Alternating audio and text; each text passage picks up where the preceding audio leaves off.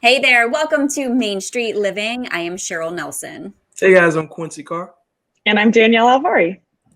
Good to see you guys. And something recently has had me thinking a lot about gratitude. It's so important to do that.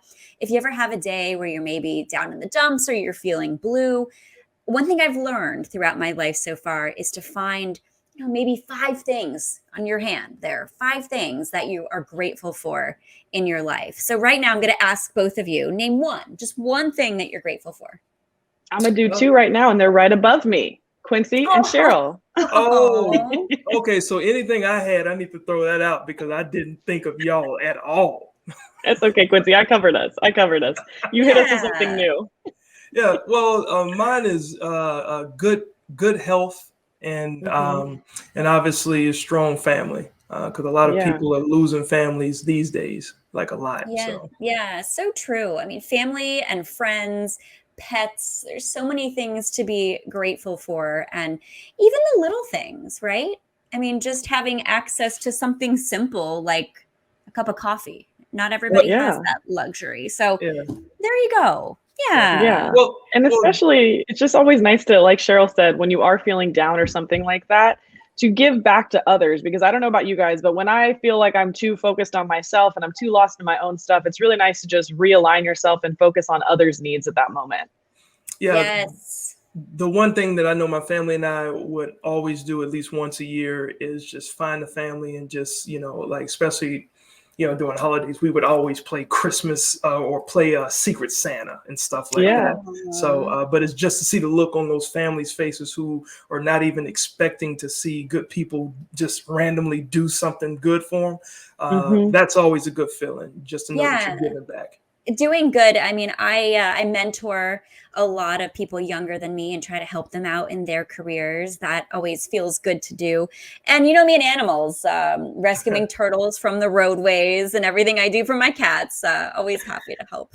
Yeah, well, I used to love volunteering in person a lot, and we'll talk about this a little bit later on in the show. There's other ways we can help too, just even doing virtual events or things of that nature. So that's always something that we can do, or even making donations. Yeah, definitely. We've got a lot of great stuff coming up today on Main Street Living. You guys know I love to help the animals. You also know I'm a meteorologist. We'll talk more about the effects of climate change on New England humpback and fin whales. And we'll also continue talking about the effects of people and organizations doing good and giving back to help others. Absolutely. And we'll meet some financial groups that are building a community at home. All of that and more coming up right here on Main Street Living.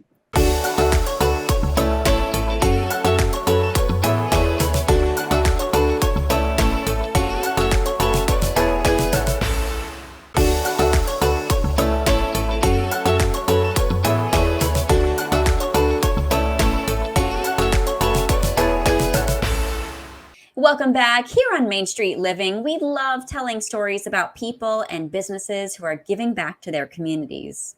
That's right, Cheryl. Prospect Home Finance in San Diego helps people buy homes in the community, and their employees volunteer to help keep those communities clean and safe. Take a look at this.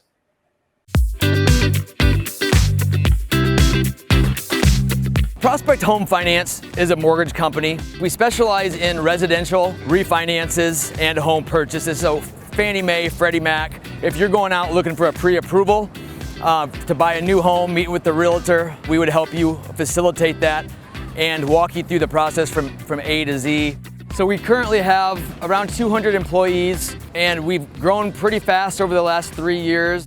We specialize in getting homeowners loans for their dream home, but we also do more than that. We get out into the community for events. What's really neat about Prospect Home Finance is that there is such a focus on community. And we support countless nonprofits throughout the year, and not just monetarily, but in terms of in-person volunteer work, and that is huge. So today we came down to Ocean Beach, partnered up with Surfrider, great organization, and had some team members come down here from Prospect, all pitched together, and had quite a bit of trash to clean up. This was really important to Prospect Home Finance today, given the recent oil spill up north. And it's really heartening to see people come out and really care for the waterways. Working with a group of people who are just like-minded, positive, just always wanting to find ways to help out the community is a lot of fun. And the mere fact that the CEO of the company is down to do that, that's just, it just makes it that much better, so it's cool. This is our 4th beach cleanup in the last roughly 18 months, and it's really great to get the team members out here. It's a way for us to give back and get our team members together and really create positive change throughout the city and state of California. I mean, we found that there's a lot of opportunities to not only get involved with the community, but get involved with kids through league side sports are one of the leagues that we sponsor. We just actually did our first Halloween fair last week. It was great. It was a great turnout. In addition to what you've seen here today with the beach cleanup, Prospect has recently coordinated a book drive for the Little Free Libraries Project. So most of those books went to neighborhoods in our surrounding office environment. And then for the end of the year, we're going to be partnering with the San Diego Food Bank and raising a canned food donation. At Prospect, we really feel that it is important to get out there and help the community, just being part of something positive. Surprisingly, anytime we do an event like this, it's not just the trash that we're picking up, it's the connections that we meet. It was great getting out here, and we're going to do it again soon. We're always looking for ways to give back to the community of San Diego. So if you have any ideas or need any help or support in any way, visit us at homefinance.com and provide some feedback or advice, and love to help out. Wow. Ladies. First of all, I have to say, being a part of a community is good, but when you can see the community involvement to help other people, and then the CEO of a company, that really makes you feel warm inside, right? Well, and it starts with the leader, right? It's top down. And so it's so great to see them out there helping as well. Definitely an inspiration, role model for other CEOs, other companies out there. And if you would like more information about the services Prospect Home Finance offers, or if you have an idea for a community project, go to their website, homefinance.com. And up next, Cheryl, I've been waiting for this. It's part 2. We're going to get to know New England's largest creatures.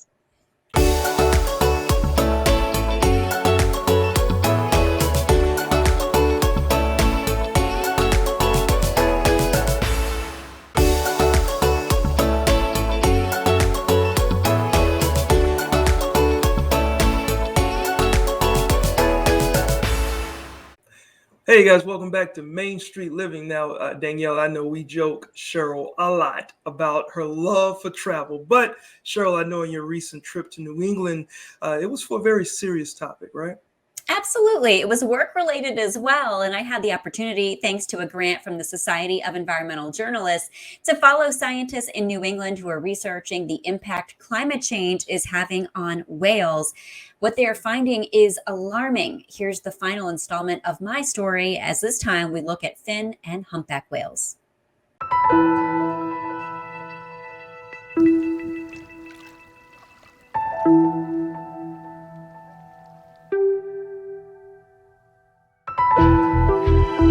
Whales. These magnificent creatures have captivated humans for centuries.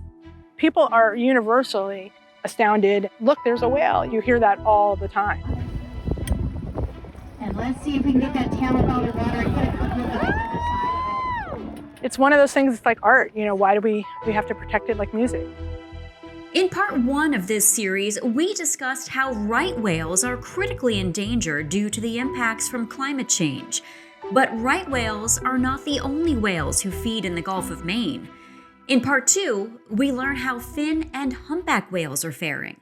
With fin whales, they're actually still listed as an endangered species, and a lot of that is because we really don't have good data on them. We don't have good population sizes, we don't know where they breed, and so reproduction is really hard to actually measure when you don't even know what that baseline is. To complicate matters, fin whales typically swim in deeper waters, which makes them more difficult to locate and track. However, trouble tracking these gentle giants wasn't always the case. I started working here in '92, and we used to see groups of 20, 15 fin whales all surging through the water feeding. It was like a given that you would go out and you would see groups of fin whales. You'd see 5 here and 10 there and 4 here and 20 there, and you never see that anymore, ever. you see maybe 3, maybe 2, maybe 1. While fin whales are tough to find, humpback whales are stealing the spotlight, for now. With the humpback, it was actually recently delisted from the Endangered Species Act. So the humpback whale, we think that the population is quite healthy right now. That's right now. We don't know what things are going to be changing. We see distributions changing, but when they run out of areas to be able to be shifting, we might start seeing some more scary things happening with some of their numbers. We definitely have noticed a decline in the number of whales locally, and that they come later every year. They used to be reliably here in June. I mean, I'm going back 10 years or so. Then July, now it's like mid-August, if that. Not only are the whales arriving later, but they are also showing up in unexpected places. So since we're not finding anything in those typical areas of where we have spent for decades now, is that we got to push on. We have to go farther. Well, thanks to climate change, we have to travel a little bit farther out to look for the whales now. In fact, Bar Harbor Whale Watch Company took us 50 miles offshore of Bar Harbor, and we are now in Canadian waters, and this is where we saw humpback whales. Humpback whales are one of the most common whales that we will see out here. And one of the things that really help us to identify them is not only a pattern of black and white on the underside of their tail, but they also have scars on them. And much of those scars that they have is coming from entanglements or ship strikes. Allied whale researchers curated a catalog of whales that has contributors from all over the North Atlantic. Identifying every individual whale spotted helps researchers have a better understanding of each whale's story, including Bayou, who we saw on this cruise. It's important because we can follow them over the years. We know Bayou. We can follow her since she was a calf in 2006. We can follow her from when she was born to now, so we can see that she's now a 15-year-old whale with a calf. So the calf is still just behind mom? We also have when she was a calf and have her original identification pictures, she had a full tail. So what we're finding now, and we discovered in 2008, we don't know exactly what happened and what the incident was, but she's lost part of her tail. And there is a good possibility, although we are not sure, that it could have been a propeller. It could have been an interaction with a boat. Maybe it was even an entanglement. From that entanglement and ship strikes, they're finding that it's about 60% of the humpback whale population has been entangled at some point in its life and has those scars. Whales, when they get entangled, just instinctively they roll as a way of trying to get it off, and that makes it worse. So then they get it caught in their mouth, they get it caught around their flippers, so then they get bound, and then they can't eat. They do suffer. You know, they can't eat. One time I saw a whale that, you know, was trying to spy up, which is when they come up with their head and the line was dragging down its mouth and there was blood. It was just horrible. One of the reasons entanglements are happening more often is because both whales and humans are now visiting uncharted colder waters in search of food. I do believe that what I have experienced is that the entanglements are becoming more prominent because lobster and other fishing is getting into deeper waters and colder waters because they're trying to find the cold waters in a warming Gulf of Maine. And the hard part with humpbacks and fin whales is the things that they eat, the fish that they eat, are the same thing that fishermen want to fish. These whales prefer fish like herring and an even smaller type of fish, which is high in calories. The humpbacks and fins are really more targeting small schooling fish and things like krill. We have this little jar of krill right here, which is basically a bigger crustacean than copepod, still considered plankton like that, but it's going to be a little bit of a bigger target. While humans rely on our teeth to chew our food, fin and humpback whales rely on what's called baleen in their mouths to filter what they eat. Them opening their mouths really big, this facing the outside, and then when they close their mouth and take in that big water, the fish can't actually make it through and they get stuck in these little hairy fringes and they can lick it with their tongue and swallow all of their prey and all the fish whole. However, due to the rising temperatures in the Gulf of Maine, schools of these fish are also shifting. To learn exactly what the whales are eating now, Allied Whale, under a federal research permit, collects blubber samples using a crossbow with specialized arrow tips. That barb is specialized so that it won't go into the whale, but it stops and just takes a tiny bit of skin and blubber. Because there's a float on the arrow, it'll then float on the water, and once the whale is dove, we can safely come up and collect that arrow, unscrew the tip, take the sample, and then send it off for chemical analysis. Some of the findings are concerning, and humans are to blame. The little phytoplankton and zooplankton, they actually eat microscopic particles of plastic, and then the fish eat them, and the whales eat that. And then we eat the fish. So we have plastic inside of us, the whales have plastic inside of them. If humans continue to pollute our oceans, whales and the entire marine habitat will suffer. Although whales are at the top of the food chain, they drive ocean productivity. The food they eat is then works through the system and then goes back into the water and fertilizes. Nutrients in their waste, combined with light at the surface, leads to photosynthesis that occurs in the first 100 feet of the ocean, which feeds the bottom of the food chain. So even when whales pass on, they still provide nourishment. Whale falls, when they unfortunately die, they'll fall down to the bottom of the ocean, and then they feed the entire bottom of the ocean in that sector. All sorts of animals will come and feed on that whale, and they rely on their bodies to sustain them. And so they're feeding the base of the food chain, which then feeds its way back up. The circle of life represents the infinite nature of energy. What will happen to our marine ecosystem if humans do not alter our behavior? What would an ocean look like without whales? There are actions we can take now to help protect these magnificent creatures. Use less plastic, less single source packaging, and reusable straws. Any of these things, while they seem small and inconsequential, they're much more important to changing culture.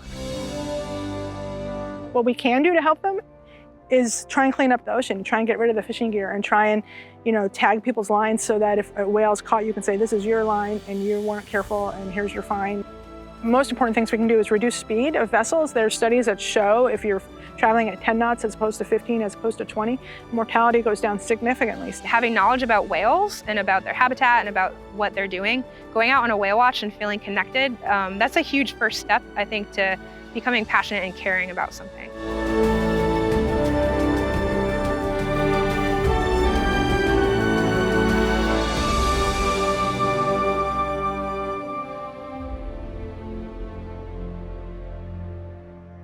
Well, Cheryl, you did it again. Another great segment. I did not know. I learned something on all your segments. On this one, I did not know that humans actually play the biggest role in the whale's destruction. Of course it's us, Quincy. Of course it's us. Yeah, it's always us. It's it's sad but true, and that's one of the things I was trying to get across in my documentary series is, hey, we can do something as simple as stopping using so much plastic, not using the plastic straws, for example, like they said in the piece. But we are part of the problem, and it's sad to see the whales suffering. And if you want to find out more information about the challenges faced by New England humpback and fin whales, and also how you can help, just visit www.coa.edu/allied-whale to learn more. And Cheryl, I know that was part of an environmental grant as well. Is that something that you get to do very often? Because that seems like kind of a big honor that they chose you to do that. Oh, thank you so much. I wrote up a proposal and I got selected. I think my passion for these stories is what really got me, this media grant. So hopefully I can do more of that in the future. Yeah, so we love it because, Cheryl, it's important always, of course, for us to be aware of that stuff. And also, we always love talking on this show about giving back. So coming up next, we're going to talk about how giving back helps us all.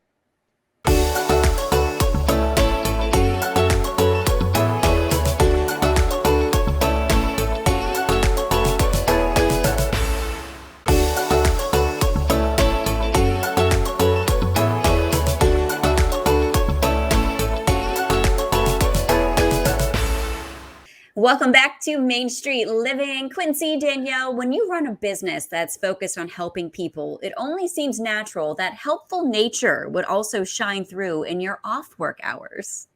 That's exactly how Wilsey Asset Management operates, helping their customers and their community thrive. Let's take a look. Wilsey Asset Management is an investment advisory firm registered with the SEC. We're a firm that's a fiduciary firm And we manage, we're approaching about $500 million in assets for clients and businesses nationwide. Our business is important to our investors because we really are unbiased. We do better when our clients do better. You want to have a win-win situation. And I saw the same thing with charities. I see these charities that there are many times good causes that we want to be part of. It's awesome to just be able to get involved and help other people in San Diego that really do need the help. Some of the charities that we're involved in will include Cruise for Kids. This brings in the love of cars, but also too it helps out younger kids. I think it's about 25 different organizations that they give for and raise money for, and they do it also with fun. It's nice to raise money and have fun at the same time. Another organization that we really helped a lot was Children's Hospital. Many people see a street named after me in San Diego called Brent Wilsey Place. Well, this happened many years ago when I went to a charity function for Children's Hospital, and they had this little boy, I think he's about maybe 12 years old. I think he weighed about 40 pounds. This little boy went through, I believe, 10 or 12 surgeries. I said, whatever it takes, I will write a check for this boy. They named the street Brent Wilsey Place after me for that. But I didn't do it for that as much as I did for that little boy. A win-win situation. And there's also other organizations that we help as well in addition to those. Kind of growing up and seeing how involved Brent was, my dad was in the community, it really rubbed me, I'm going to say in the right way. It really let me see how impactful you can be on different people's lives. I did kind of take that one step further, I would say, and actually did start my own charity. It's called the Fighters Fight Foundation. I started in honor of my aunt after she passed away from breast cancer, so that really hit home with me. And I wanted to do something to really honor her memory. What we do is we actually provide experiences to women that are battling stage 3 or stage 4 breast cancer. And really wanted to focus on that experience element because after my aunt passed from breast cancer, I mean, you look back on it and you say, gosh, I'd do anything to kind of have one more moment with that person. So what I wanted to do was give those families that opportunity to have that experience. Our charity is not just about providing the experiences for women, it's also too on educating people about taking the right steps when it comes to breast cancer awareness. Because if you're able to catch that breast cancer at an early stage, I mean, the survival rate is, it's 99% over a 5-year period. It's so important to be able to just educate people. If you want to get involved in the foundation as well, you can contact us on social media. We're on Instagram and Facebook. You just look up Fighters Fight Foundation, you'll find us there. And also too, you can go to our website, fightersfightfoundation.com. Wow, Danielle, Cheryl, I think it's so good to see good people using their resources to help out others during tough times, Yeah, absolutely. It says a lot about their character. And I like what he said there too. It's nice to raise money and have fun at the same time, because I think that's kind of the goal. True. That is the goal. And it's sweet that they honor people's memories as well. It's so great what they're doing for all the families. And you can find out more information about the Fighters Fight Foundation or any of the organizations that Wilsey Asset Management supports on their websites right there on the bottom of your screen, wilseyassetmanagement.com and fightersfightfoundation.com.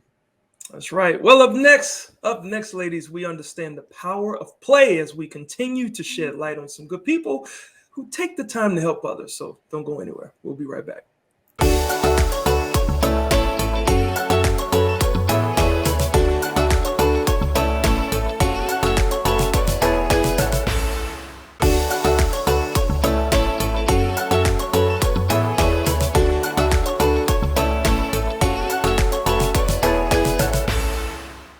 Welcome back into Main Street Living. The past couple of years have taught us many things I'm sure we can attest to, but one lesson is that we can never take our health for granted.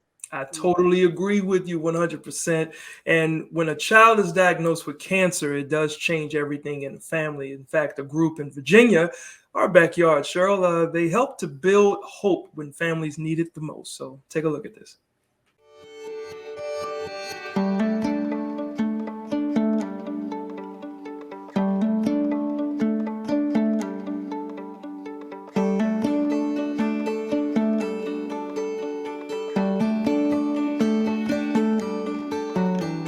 Rock Solid is a nonprofit foundation started by Eric Newman, and they try to build hope for kids with pediatric cancer. What we're doing here today is we're providing playback to a beautiful young girl that, with no fault of her own, has just lost out on the ability to play. My name is Anna, and this is my dad, and this is my mom. Rock Solid is here, and they're building me a new playground, so they're basically just kicking us out of the house. So we come out early in the morning, 7 o'clock. We get everything set up. A limo comes around 8:30, takes the child off on an adventure for the day. Usually they go out to breakfast, and then their choice of where they want to go to play and have fun while we're here building hope in their backyard. It's a great feeling to see her smiling and excited. And we're really, really appreciative of Rock Solid for doing this for us.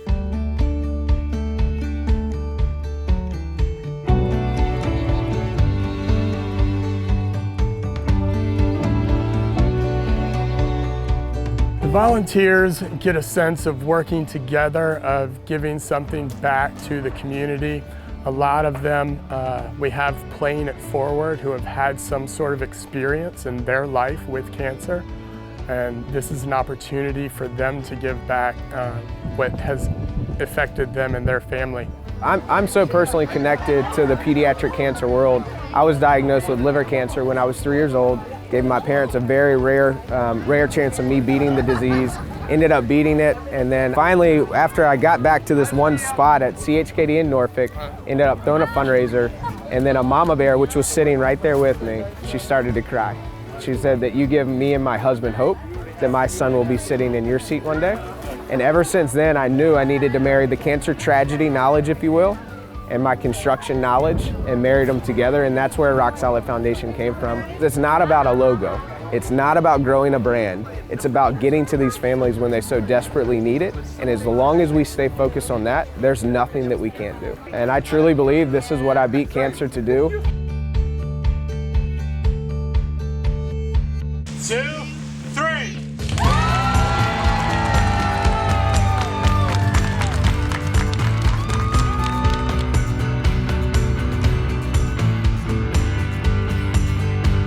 She has been waiting for this day for a long time, and it surpassed probably anything she could imagine.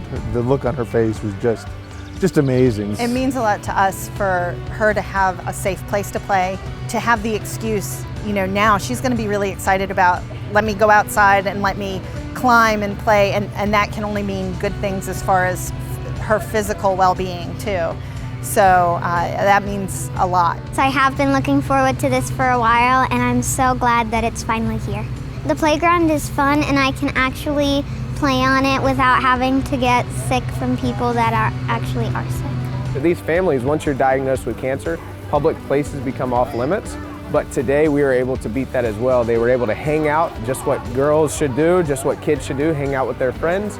And they were able to go out and just enjoy today, not have to worry about all the stuff that cancer can do. Today we focus on what cancer cannot do.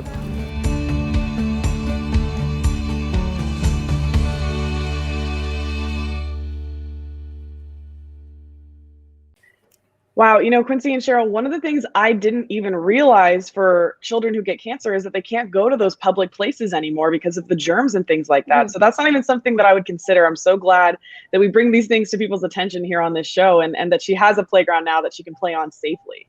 Yeah. I never knew that was an issue either. But the playgrounds, they're so much fun. It just brings you right back to your childhood and being able to do that. Something as simple as climbing or going on a swing. Did you guys do that when you were little? I did. Oh yeah. And after the bruises on my arms from falling off of the swings and sliding down the slides, it's too hot. Yeah. The swings, man. Cool. That takes me back. Yeah. Well, you guys can find more about the Rock Solid Foundation on their website, rocksolidfoundation.org. Yes, they are turning kids into superheroes. In fact, coming up, we're calling all superheroes. If that's you, or maybe you know one, you don't want to miss this. Stick around.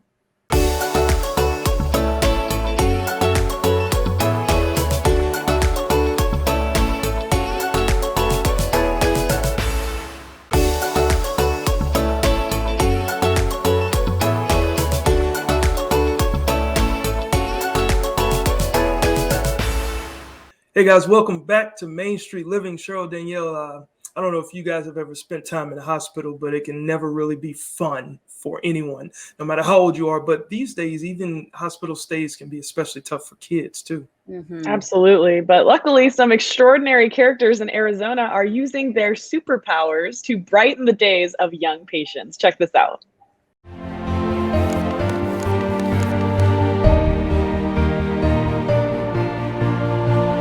What Comic Care is and what we do?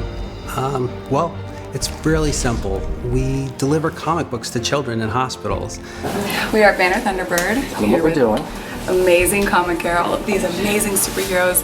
We're putting some smiles on some kids' faces. Comic Care started about 5 years ago.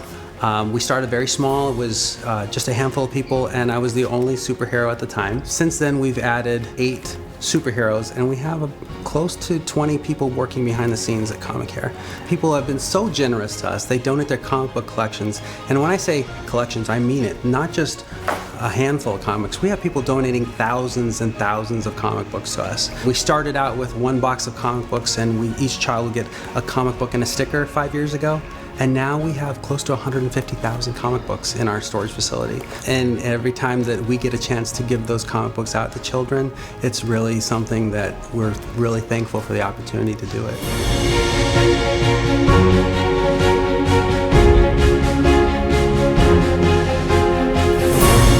When we walk into a room and a child looks up at you and just lights up, there's nothing better than that. I mean, it feels like, I guess that's what it would feel like to actually be the character. But you walk into a room and sometimes we get all kinds of different reactions. I realized right away that what we were doing wasn't just for the kids that we were visiting. The siblings are there day after day for hours at a time. The mom's there, the dad's there. I make sure if the parents like comic books, they get comic books. If I find out that they have younger siblings, I'll say, do you mind if I just leave some comic books for them? And we'll leave comic books for them. Not only do we get great reactions from the children and the families, but when we walk in, the staff here is just amazing. It's so fun. They come up and they're like, some of them will come up and a little casual, like, hey, can I get a picture with you? It's for my kid. I'm like, yeah, sure, come on over. But you can tell, I mean, they get almost as excited as the kids do. In some cases, they get more excited than the kids do. But we have a lot of fun. And honestly, whenever we post pictures of them, we always say, you know, these are the real heroes. They're the ones that are in here day after day helping these children. And the child life specialists that we work with are just amazing people. They're trying to get the same smiles that we do, but they do it every single day. People can, if they're interested in helping us with comic books, they can reach out to us at comiccare.org or reach out to us on Comic Care on Facebook or Instagram. Other ways that people can help us, honestly, getting the word out. If you know somebody, heaven forbid, has a child that could use a visit, please reach out to us because the word of mouth is how we get most of our visits. Really, if someone really wants to help us, if you see a post, just share it on your page. We really appreciate it.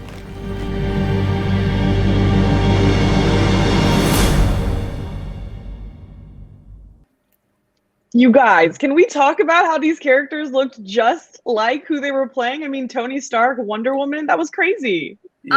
Oh, I love that. And do you guys have a favorite superhero? I don't. Honestly, any of these that are going to visit kids in the hospital, those are my favorites. Yeah. You know, I'm kind of torn. Superman, because he can fly, that would be fun. But Spider-Man, that would be kind of cool too, because you can throw the webs and then swing on them, and all of that stuff would be fun. Could you imagine me throwing spider webs and swinging around everywhere? Yes, I see you more as like an Elsa, maybe like a princess situation for Cheryl. I think a kid would be really excited to see Cheryl show up as Elsa. I think Cheryl should show up as totally be Elsa. I think that's better. Yeah, we'll do that. And All right, I'm Elsa. What are you guys? I don't know. I'll probably be I don't know, Batman. I'll go after that. You could be Frozone if you want, Quincy. Danielle, what about you? Is my Wonder Woman. suit? Wonder Woman for you, Danielle. Oh, geez, I can't compete with that other Wonder Woman. She was great. And as they said in there, they go off a lot of word of mouth. So if you know of anybody, just definitely reach out to them. You can find more information about Comic Care and how you can donate your old comic books to their mission at comiccare.org. That's so sweet. And guys, have you ever wished upon a star? I know that I have. We're going to discuss the power of a wish next.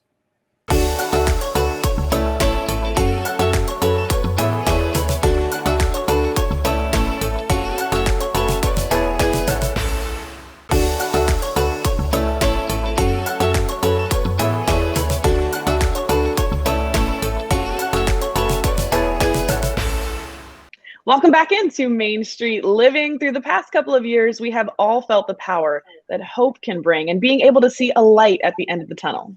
That's right. And that is exactly the principle that the Make-A-Wish Foundation has been operating on since it was founded in 1980. Cox Charities partners with Make-A-Wish to help provide hope for kids battling critical illness and recently helped grant a wish for a remarkable young man in California. Take a look. Anthony is a really awesome kid. He's 13 years old and he loves gaming. He loves playing with his siblings, teaching his siblings gaming, some of them. He's got 5 siblings and lives with his family in Oceanside. So, like 5 years ago, we got an Xbox 360, and that's where it all started. And I just started playing that, and I loved it. So I just kept playing and playing. Anthony has a neurological condition that has caused some seizures and some disorders with that. And he actually had to have brain surgery in January of 2020. While he was in the hospital, he spent a lot of time watching his favorite streamers and playing different games, and it really helped him through the hard times. When I went into the hospital, I started watching streamers when I was getting IVs and stuff. And that helped me through a lot of it. So while he dreamed about his wish and made his wish list of gaming items that he was looking forward to, we did all the behind the scenes magic, ordering all the pieces, getting everything ready, and planning a really special wish day for him with our partners at Cox Communications and Jack in the Box. Cox Charities and Make-A-Wish have partnered together granting wishes for kids for over 15 years. They've been a very long partner of Cox Charities, which is kind of the philanthropic arm of Cox Communications, funded by our employees and matched by the company. And it's been wish after wish for 15 years. Anthony went through and picked out really specific items that he wanted. We were able to set him up with a dual monitor system, with a gaming console and some of his favorite games. He got a new desk and chair, headsets and controllers, everything that goes along with a gaming setup, as well as some additional gifts from the Cox team with an iPad and some products for him to work on his gaming and his video production. So to truly give him a great experience, what we did was offer him 1 year of free high-speed internet from Cox Communications, and that's really going to allow him to have the pro gamer experience that he's looking for. Anthony, we all work together to make your wish come true. You wanted a gaming system for your room. It was surprising. I wasn't expecting it. Like, I knew something was up because my mom couldn't stop smiling. So I was like, I know something's gonna happen, but I wasn't expecting of this like proportions. It just felt amazing. I like watching my family have a lot of fun, so I love that. Aw, you guys, how cute is Anthony? He's like, I knew something was up. Mom looked too happy. Typical kid there, and I love seeing Cox Charities being a part of this kid's experience, for a wish come true. It's pretty amazing what Cox Charities is able to do in the video games. Makes me miss being a kid, having fun playing those games. And if you want to learn more, you can find out more information about the incredible things Make-A-Wish is doing. You can find out by volunteering or just learning or making a life-changing donation at wish.org. All right, straight ahead, there's more to come on Main Street Living.